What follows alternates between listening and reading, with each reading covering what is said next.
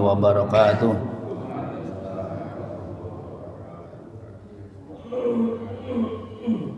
Innal hamdalillah nahmaduhu wa nasta'inuhu wa nastaghfiruh wa na'udzu billahi min syururi anfusina wa min sayyiati a'malina. May yahdihillahu fala mudhillalah wa may yudlilhu fala hadiyalah. Asyhadu an la ilaha illallah wa asyhadu anna Muhammadar Rasulullah. Allahumma salli ala Rasulillah wa ala alihi wa ashabihi wa mawalah.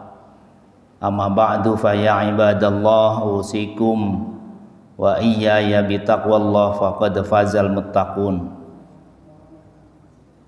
Alhamdulillah, kita bersyukur kehadirat Allah Subhanahu wa ta'ala. Pada pagi ini kita bisa sholat subuh berjamaah, dan insya Allah akan kita teruskan dengan kajian membaca kitab Tawdihul Ahkam min Bulughil Maram. Bagi para bapak dan ibu yang mungkin punya kepentingan hajat yang tidak bisa ditunda, kami persilahkan, tidak harus ikut di majelis ini, bisa mengikutinya secara online melalui Zoom yang sudah kita sampaikan di grup WA Jamaah Masjid Al-Aqabah. Baik para bapak dan ibu sekalian, kita akan meneruskan membaca hadis masih dalam babun nikah. Bab nikah akan kita baca hadis ke-838.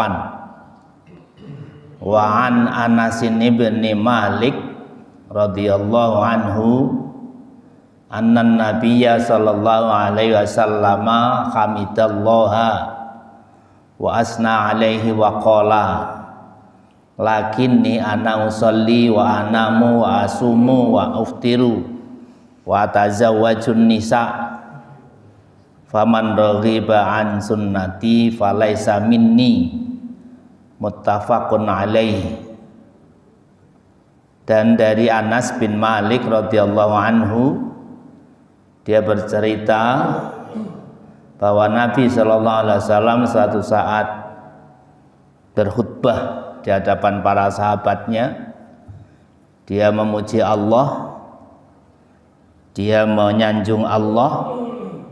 Jadi itu juga salah satu sunnah Nabi, kalau berbicara, kalau berpidato, kalau memberikan sambutan, tentu mengawalinya dengan tahmid, dengan memuji Allah Subhanahu wa ta'ala. Sehingga saya kira penting untuk menghafal, menguasai, memilih salah satu bacaan-bacaan tahmid, bacaan-bacaan pujian kepada Allah ketika kita ingin menyampaikan apa yang menjadi pemikiran kita di hadapan audiens, ya.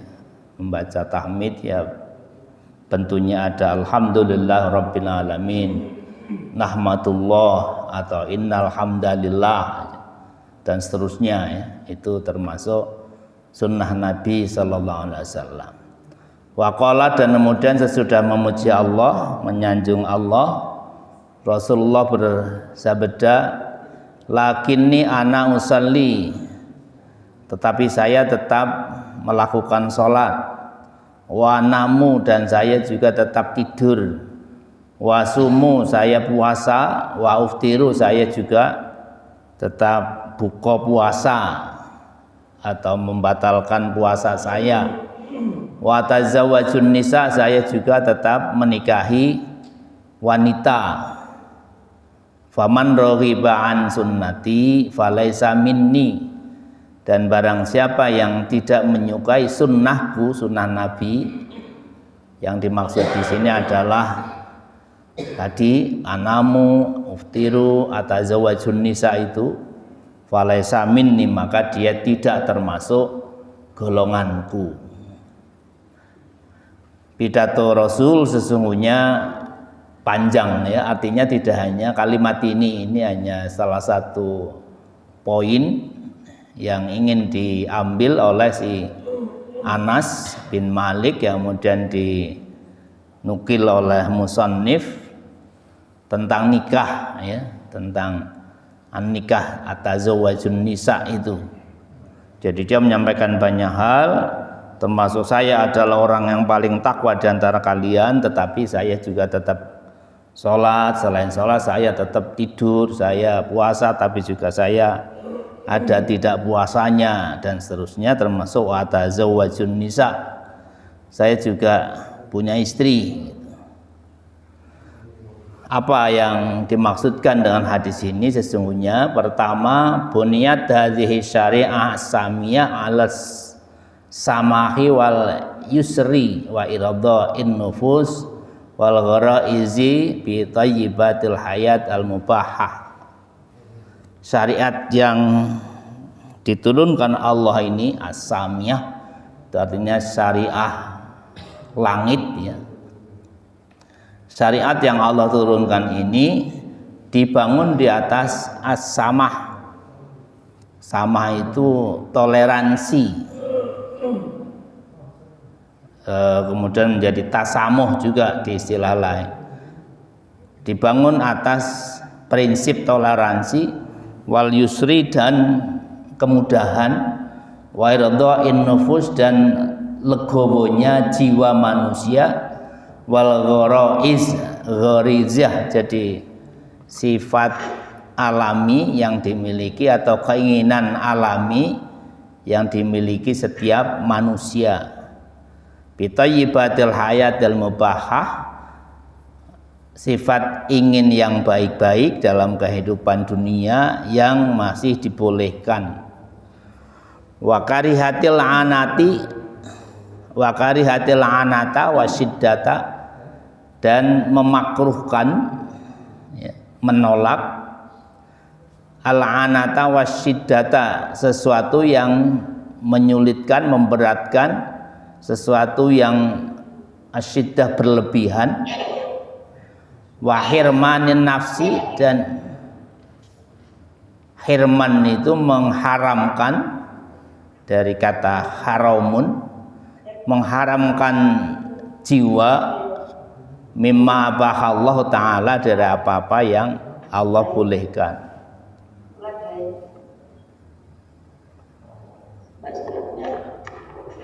Jadi syariat kita, syariat Islam ini adalah syariat yang di situ ada beberapa prinsip penting. Di antaranya adalah toleransi, artinya tidak semua hal itu bersifat mutlak. Ada hal-hal yang di situ memang tidak harus satu kesamaan, satu keharusan yang persis. Dalam hal-hal yang usuliyah, yang pokok terkait tauhid, terkait hal-hal terpenting dalam ibadah ya, jumlah sholat, jenis-jenis sholat itu usuliyah. Dalam hal bahwa Allah Maha Esa, Allah tempat bergantung, dan itu usuliyah. Itu memang ada hal-hal yang bersifat mutlak, tidak boleh beda. Tetapi dalam hal-hal yang furu'iyah ya, yang tidak pokok, itu di situ ada as-samah ya, ada toleransi, memberi ruang kepada yang lain untuk tidak harus persis, tidak harus sama ya. Banyak hal saya kira sudah sangat para bapak ibu pahami. Misalnya dalam mengangkat tangan saat sholat, memulai membaca Al-Fatihah ketika seorang imam mengimami dengan jahar, itu hal-hal yang di situ harus ada as-samah. Wal yusri, dan kemudahan. Satu hadis yang ibu dan bapak sangat hafal ya, yasiru wala tu'assiru, basyiru wala tunafiru. Permudahlah walaupun tidak menyepelekan, permudahlah dalam hal-hal yang memang boleh dimudahkan. Basyiru, berilah ada hal yang menyenangkan. Wala tunafiru, jangan ditakut-takuti. Yasiru wala tu'asiru, permudah jangan dipersulit. Sepanjang itu ya boleh melakukan yang mudah, kenapa dipilih yang sulit ya. Misalnya bagi yang musafir itu ada rukhsah.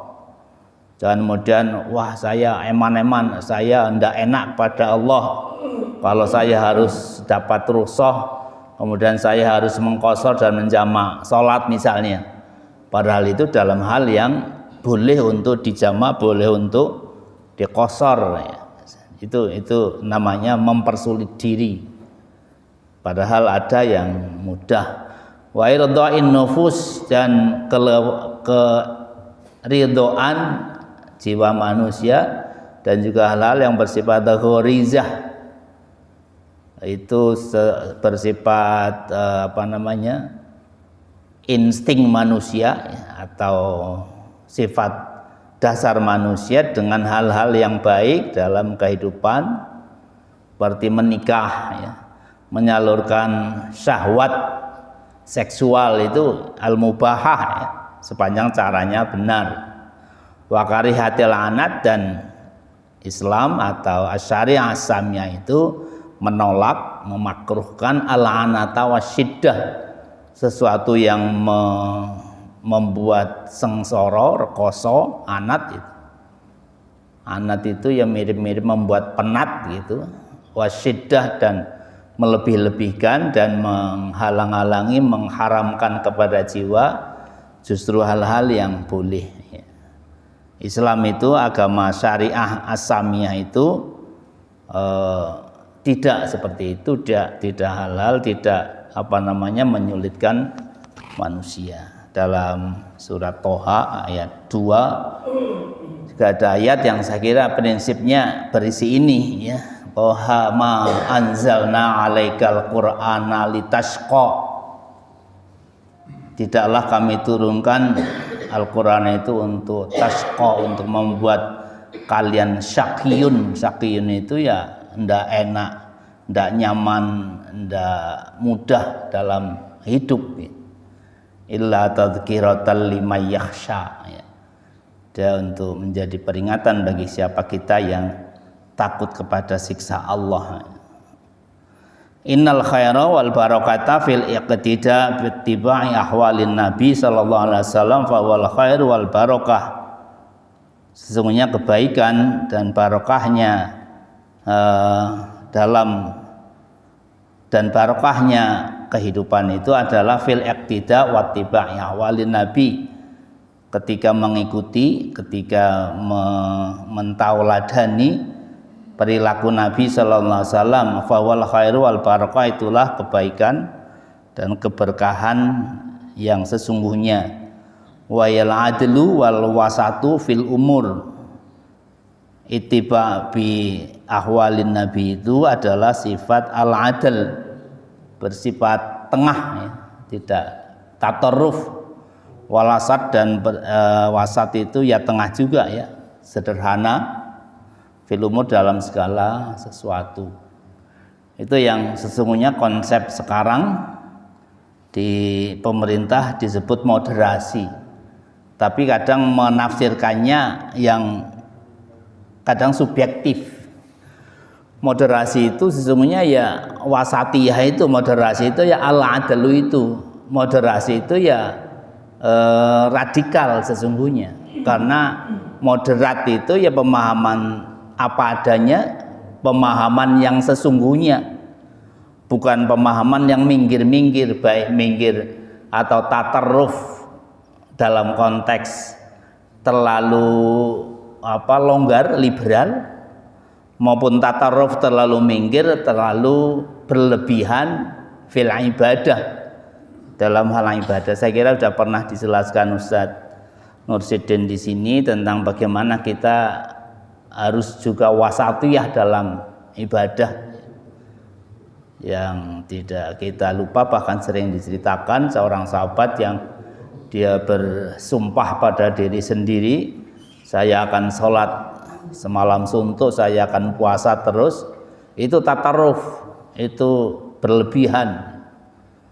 Atau bahkan dalam hal-hal fikhiyah banyak sekali hal-hal yang difahami disimpulkan para ulama sebagai sifat-sifat al-ghulu ya, berlebihan, yang tidak al-adlu, al-wastu, tidak wasatiyah, itu tidak tengah-tengah. Sesungguhnya wasatiyah atau moderasi tidak harus dibenturkan dengan radikal, karena radikal itu ya pemahaman yang mendasar ya. Cuma itu penggunaan istilah yang kadang-kadang disalahgunakan, sehingga kalau orang memahami iman sesungguhnya, memahami syariat sebenarnya, itu dianggap tidak moderat. Yang namanya moderat itu ya sholat ora tenanan, maca Quran ora tenanan, puasa ndak suka, itu dianggap moderat. Itu pemahaman yang disalahkan ya. Jadi moderat itu ya ada di tengah bahasa Arabnya itu wasatun, wasit. Wasit itu ya harus menyalahkan yang salah, membenarkan yang benar. Kalau ada wasit yang salah dibiarkan, yang benar malah disalahkan, itu dikeroyok pemain. Malah tidak hanya pemain, dikeroyok supporter gitu. Itu kalau wasit yang menyalahkan yang benar, membenarkan yang salah. Kita dalam kehidupan sehari-hari seperti banyak praktek-praktek seperti itu ya. Wasatiyah dimaknai sebagai beragama seenaknya, sekenaknya gitu, atau pilih-pilih yang enak-enak, yang sulit-sulit dianggap radikal gitu. Inna ahdan nafsi bil anati wal masyaqqati wal hirmani laisa minad din fi syai'in bal huwa min sunanil mubtadi'in al mukhalifina li sunnati sayyidil mursalin.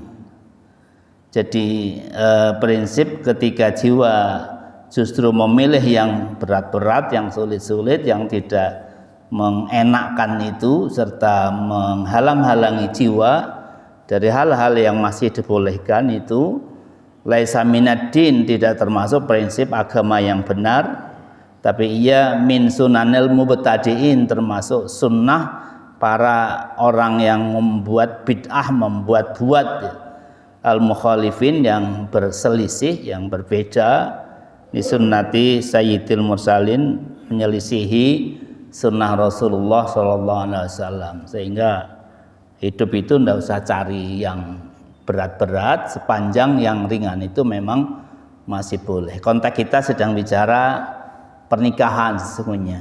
Nanti di bawah ada satu item kalimat bahwa ada orang yang saking kepenginnya dekat dengan Allah, saking kepengen ibadah itu sebaik-baiknya, maka dia tidak mau nikah, maka dia tidak mau punya anak, maka dia tidak mau hal-hal yang sesungguhnya masih mubah. Inna tarkala idil hayat al mubahah zahadatan wa ibadatan, sesungguhnya meninggalkan kelezatan, lazizun itu bahasa Arab yang sudah jadi bahasa Indonesia sebenarnya. Dan banyak dipakai para kuliner itu ya, para pecinta cicip-cicip makan itu. Laziz itu juga sudah diterjemahkan menjadi lezat ya. Lezatun itu berasal dari lazizun kira-kira ya. Inna tarkal ladzaidzil hayat, sesungguhnya meninggalkan kehidupan, kelezatan hidup, al mubahah yang masih boleh, zahadatan wa ibadatan, sebagai sikap zuhud, sikap menjauhi dunia dan dalam rangka memaksimalkan ibadah. Khurujun ainis sunnah, sesungguhnya sudah keluar dari sunnah Nabi al mutahharah yang suci, wa itba'u li ghairi sabilil mu'minin, dan itu bukan jalan orang-orang beriman. Sehingga orang beriman itu tidak harus kemudian anti dunia, anti kelezatan dunia ya. Sepanjang memang kelezatan kehidupan itu masih al mubahah, masih dibolehkan ya. Fi misli hadzal hadis asyarif bayanu annal Islam laisa dinun ruhbaniyatun wa hirmanun. Contoh yang disebutkan di hadis ini adalah bahwa Islam itu bukan agama ruhbaniyah ya. Ruhbaniyah itu berasal dari rohib ya, yang artinya pastur. Mohon maaf kalau meminjam istilah ini. Ruhbaniyah itu agama yang berprinsip atau berbentuk kepasturan, yaitu saking fokusnya untuk ngurusi umat, jadi ahli agama dia meninggalkan nikah ya, ruhbaniyah itu. Islam tidak begitu.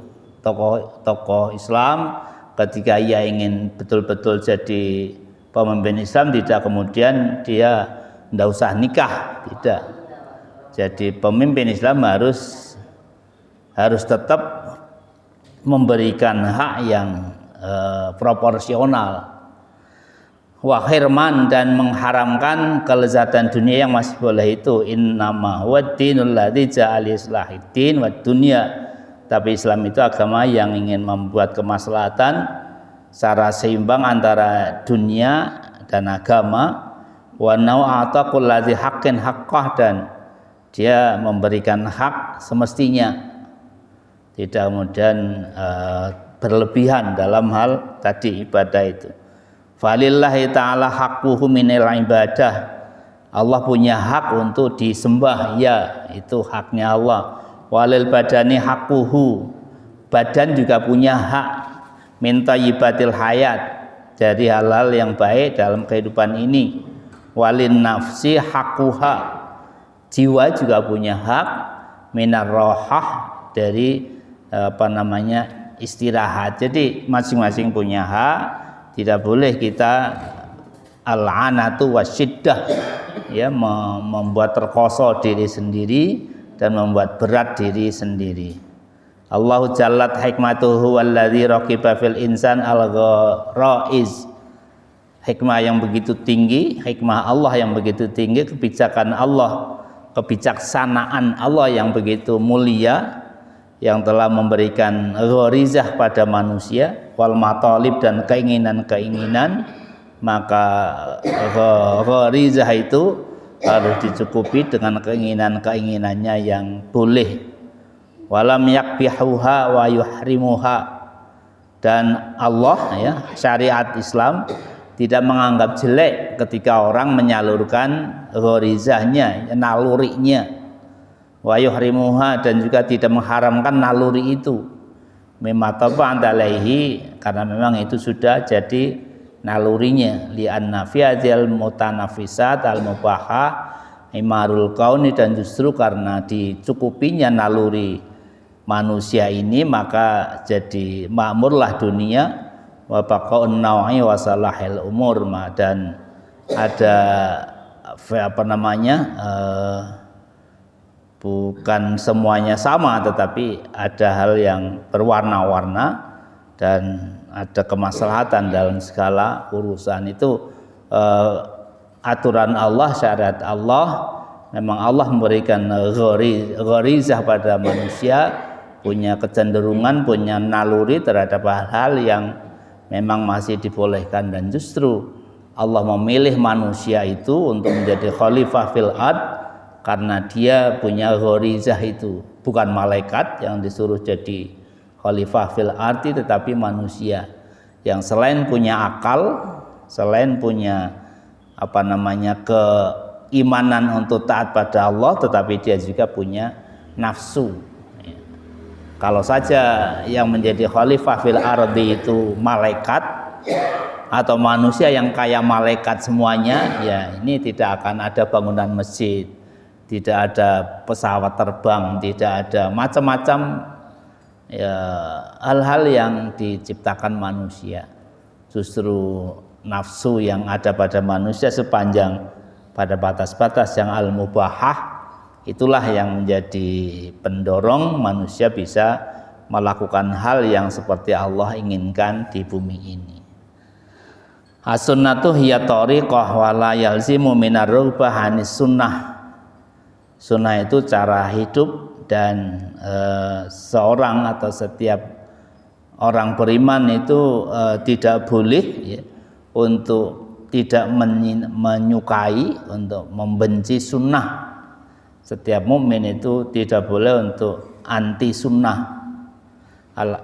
Bimana bihadal makna al khuruj minal millah, kalau seorang sudah anti sunnah ya, anti nikah misalnya, anti terhadap apa yang Rasulullah lakukan dan Rasulullah sukai, itu berarti al khuruj minal millah, termasuk keluar dari agama. Liman kana taubatuhu anha linau'in minat ta'wil ya'dziru fihi sahibuhu, apabila ketidaksukaannya pada sunnah Nabi itu karena tanpa uzur ya. Kalau ada uzur tentunya ya bukan kategori itu.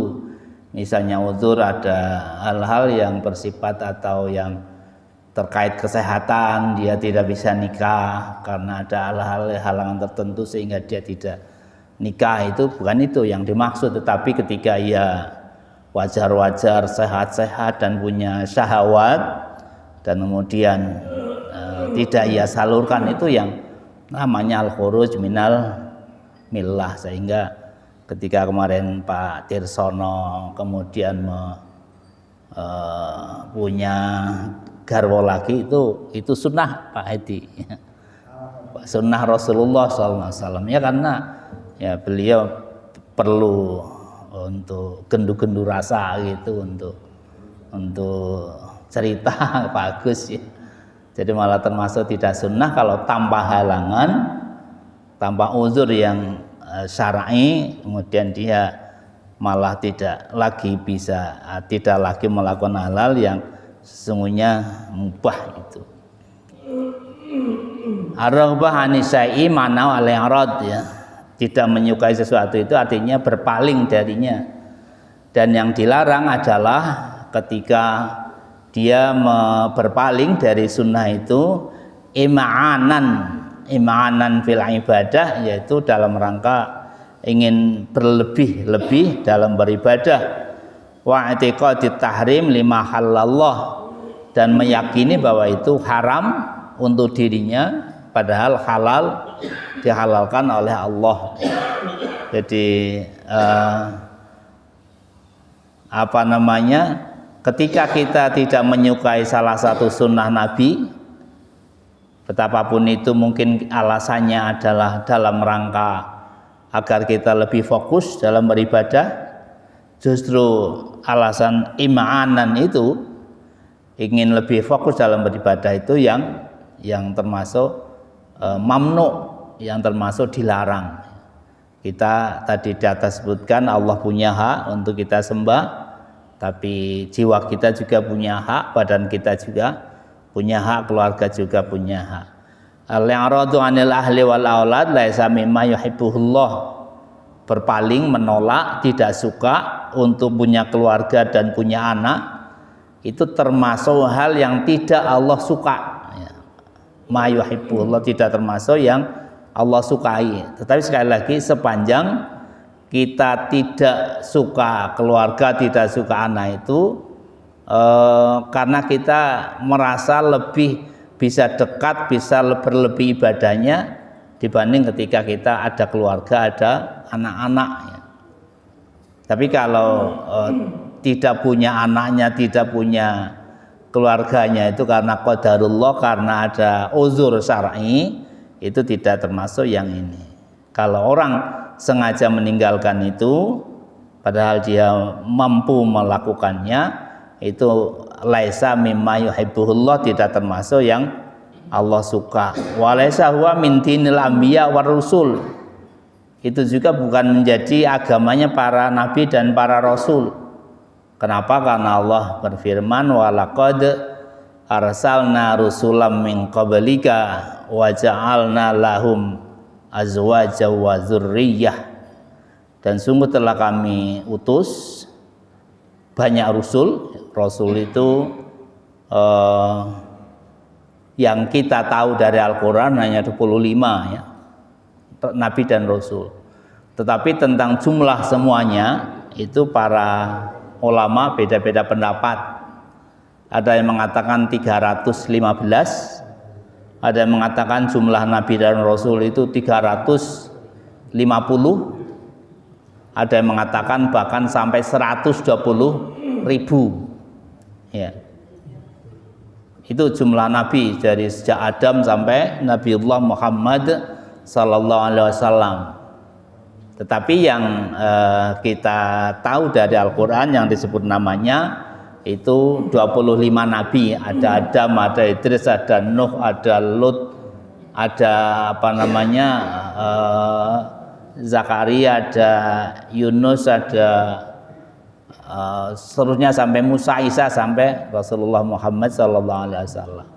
Tapi sesungguhnya itu termasuk ilmu Allah yang kita tidak harus mengetahuinya. Nah, para rasul itu diutus Allah itu sebelum Rasulullah itu waja'alna lahum azwaja, mereka juga punya pasangan, wa dzurriyyah, dan punya keturunan. Mereka punya anak, punya keturunan ya. Karena para keturunan itulah yang diharapkan para nabi itu meneruskan perjuangan dakwahnya. Tentu tidak semuanya ada berapa yang tidak punya keturunan, ada berapa yang tidak punya pasangan. Misalnya Isa Al-Masih, Isa bin Maryam, itu dia tidak punya pasangan ya. Tentu ada uzur tertentu yang dia menjadikan alasan untuk tidak punya azwaja itu. Al-Wazir berkata, Imam Al-Wazir berkata, ittafaqu ala anna man taqat nafsahu ilan nikah wa khafatil anata fa innahu yataqatu fi haqqihi. Para ulama sepakat bahwa barang siapa yang mengkhawatirkan yang menyukai nikah ya, artinya melakukan nikah karena meyakininya sebagai sunnah Nabi, wa khafal anata, dan tidak memberatkan jiwanya, innahu yata'aqqadu fi haqqihi, berarti dia telah memenuhi hak jiwa itu. Wa yakunu afdalu min hajjin wa salatin wa saumin wa tatawwu'in, dan itu lebih afdol, lebih baik daripada menunaikan haji, menunaikan salat, puasa, dan tatawwu', sesuatu yang bersifat sunnah. Taqiyuddin juga berkata, yajibun nikah ala man khafa ala nafsihil anata, wajib melakukan pernikahan bagi siapapun yang takut dirinya itu repot dalam kehidupannya. Fi qaulin amatil fuqaha idza qadara 'alal mahri, ini pendapat sebagian besar fuqaha, para ulama, idza qadara 'alal mahri, kalau dia memang mampu untuk mencukupi mahar ya. Jadi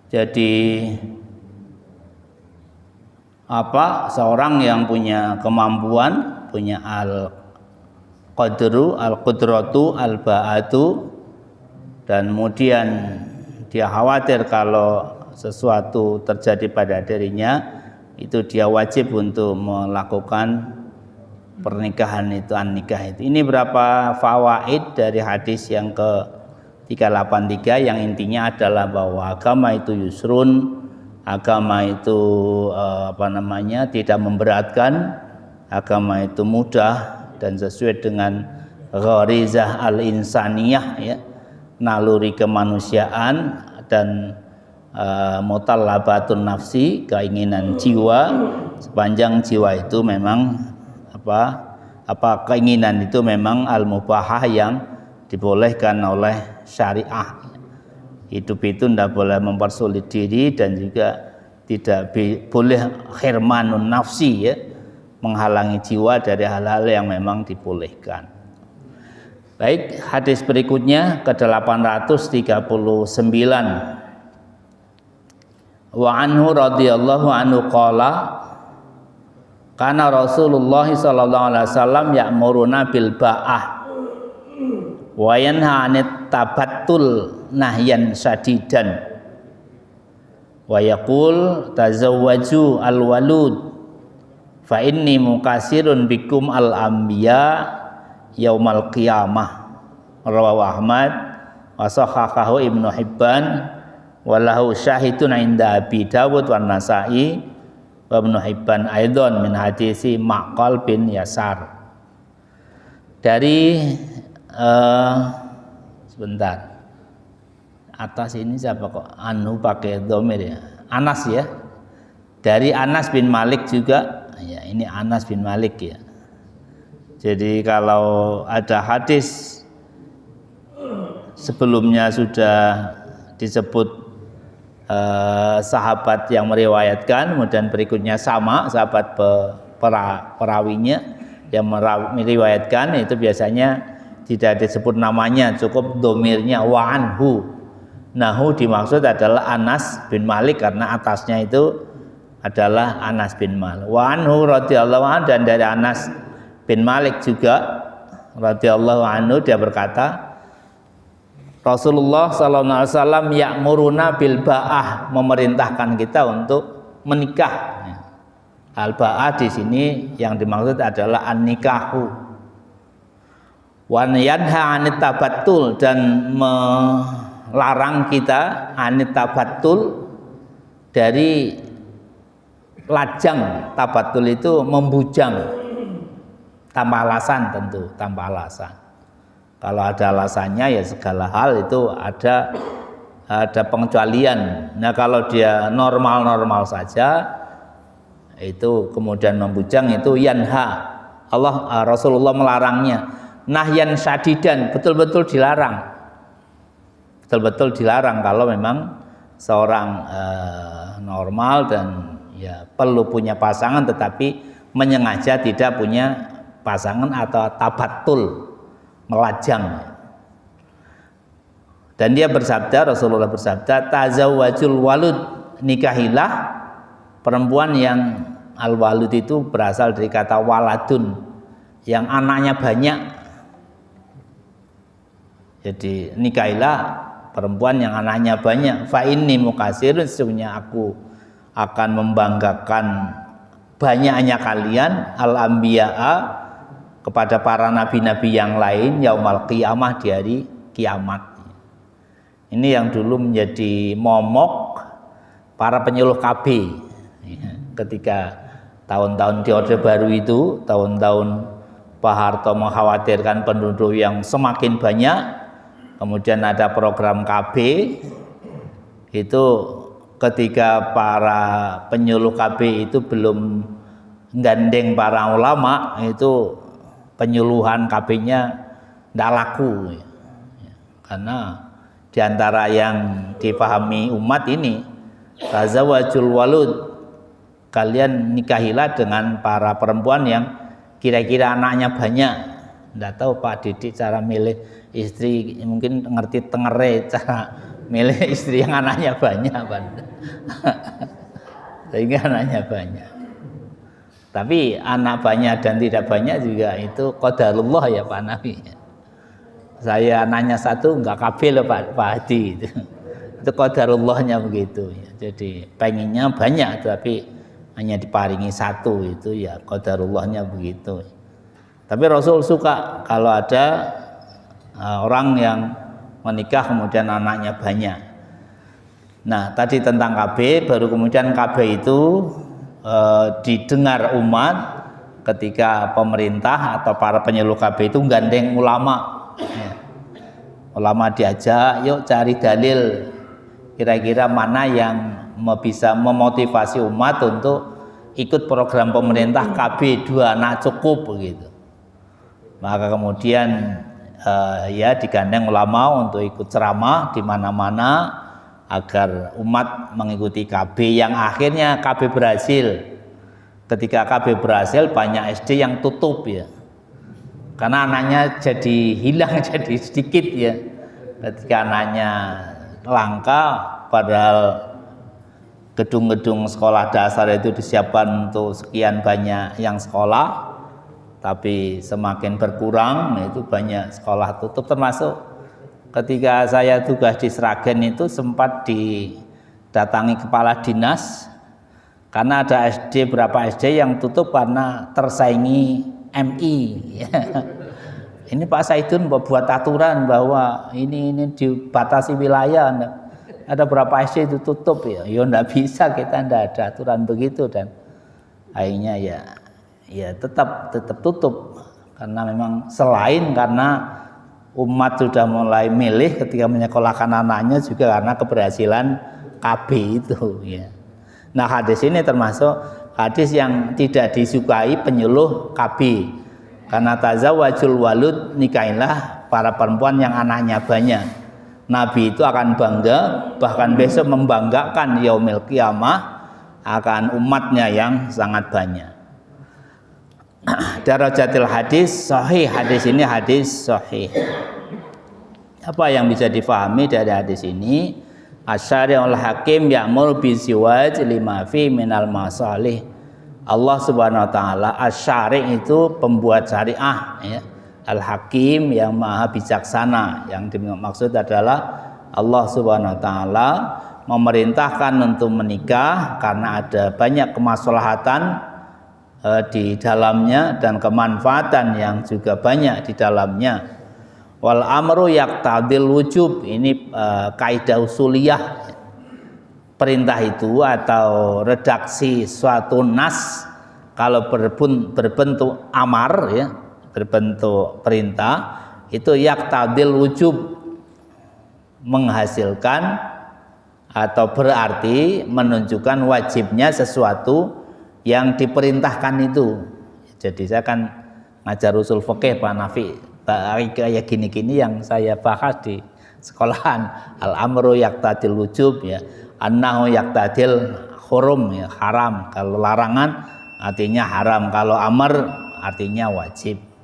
Wa innamal ulama qalu, para ulama mengatakan, in kana yakhsha ala nafsihi al-wuqu' fil maksiyah, kalau ada seorang yang khawatir dirinya melakukan fahisyah, fayajib alaihi nikah, maka dia wajib nikah. Hifdzan li farjihi wa ghaddan li basarihi, dalam rangka menjaga farjinya, kemaluannya, wa ghaddan li basarihi, dan dalam rangka ghaddan itu memejamkan pandangannya ya, mengendalikan pandangannya. Wa in kana la yakhsha, kalau dia tidak khawatir melakukan maksiat tadi, melakukan hal yang fahisyah itu, fayastahibu fi haqqihi, sifatnya sunnah ya, balwa afdal, dan tetapi itu lebih afdal min nawafilil ibadat, dibanding ibadah-ibadah yang bersifat nafilah, yang bersifat sunnah, lima yuhaqqiqu minal masalihil kabirah al-kasirah, karena adanya kemaslahatan yang banyak, kemanfaatan yang banyak. Jadi hukum nikah itu ada yang wajib, ada yang sunnah, ada yang haram ya, ada lagi yang nambah yang makruh ya, tapi ada yang langsung sesudah yang sunnah itu haram ya.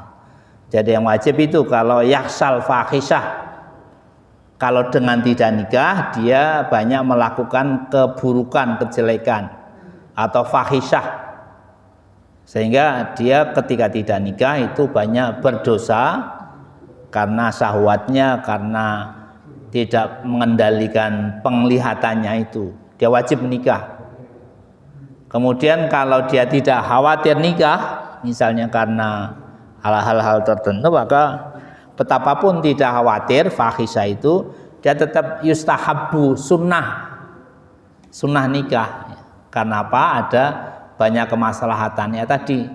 Di rumah Anda sendirian, bisa ngobrol, bisa cerita, bisa saling menolong, saling mijeti dan sebagainya, itu lebih aman bagi dirinya dibanding tidak menikah. Dan itu ketika menikah betapapun tidak mengkhawatirkan melakukan fahisyah, itu afdalu min nawafilil ibadah, lebih afdal daripada ibadah-ibadah yang sunnah, sholat sunnah, puasa sunnah, hal-hal lain sunnah, itu kalah keafdalannya dibanding menikah betapapun dia tidak yakhsal fahisyah.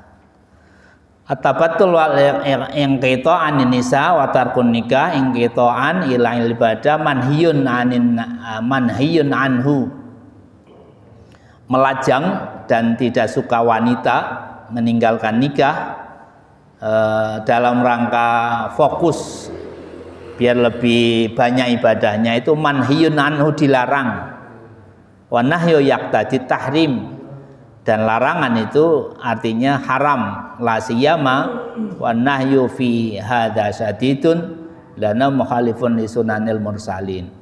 Apalagi kalau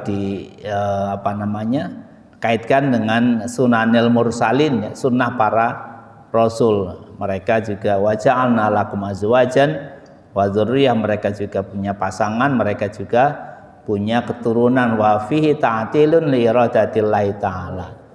Dan ini berarti menyalahi kepada kehendak Allah Subhanahu wa taala al-kauniyah,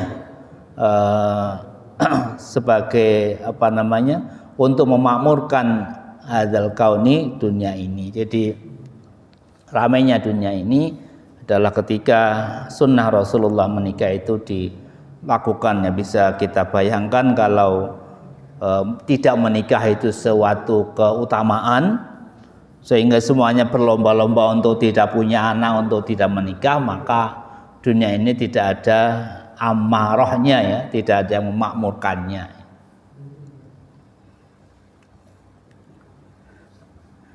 Masih ada beberapa poin sebenarnya, tapi sudah syuruk, ya. Kesimpulan sementara bahwa Rasulullah Sallallahu Alaihi Wasallam menganjurkan betul kepada kita untuk menikah, ya, ketika kita memang sudah punya ba'ah, dan Rasulullah mengharamkan at-tabattul, melajang, apalagi ketika melajangnya itu banyak madharat di baliknya. Menikah itu sampai tingkatan wajib ketika kita yakhsal fahisah, khawatir melakukan al-fahisah yang buruk, dan tetap sunnah atau mustahab ketika kita tidak khawatir fahisah, karena menikah itu tetap di situ banyak al-masalih wal manfaat, banyak kemaslahatannya dan banyak kemanfaatannya.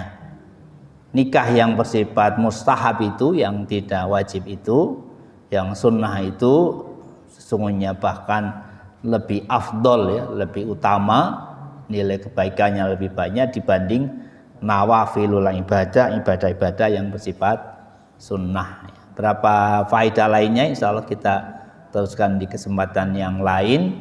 Semoga apa yang kami sampaikan sedikit memberikan tambahan wawasan untuk kita semuanya, bahwa Allah menurunkan syariah itu sesuai dengan gharaizul insan, naluri hidup manusia, dan Allah memberikan jalan, ruang yang cukup untuk setiap manusia itu menyalurkan atau biat al-matlubatun nafsiyahnya, naluri keinginan dirinya, sehingga dia bisa melakukan hal-hal yang memang masih dibolehkan oleh syariat. Kurang lebihnya mohon maaf, dan mari kita tutup dengan doa kafaratul majelis. Subhanakallahumma wa bihamdika asyhadu an la ilaha illa anta astaghfiruka wa atubu ilaik. Alhamdulillahirabbil alamin. Assalamualaikum warahmatullahi wabarakatuh.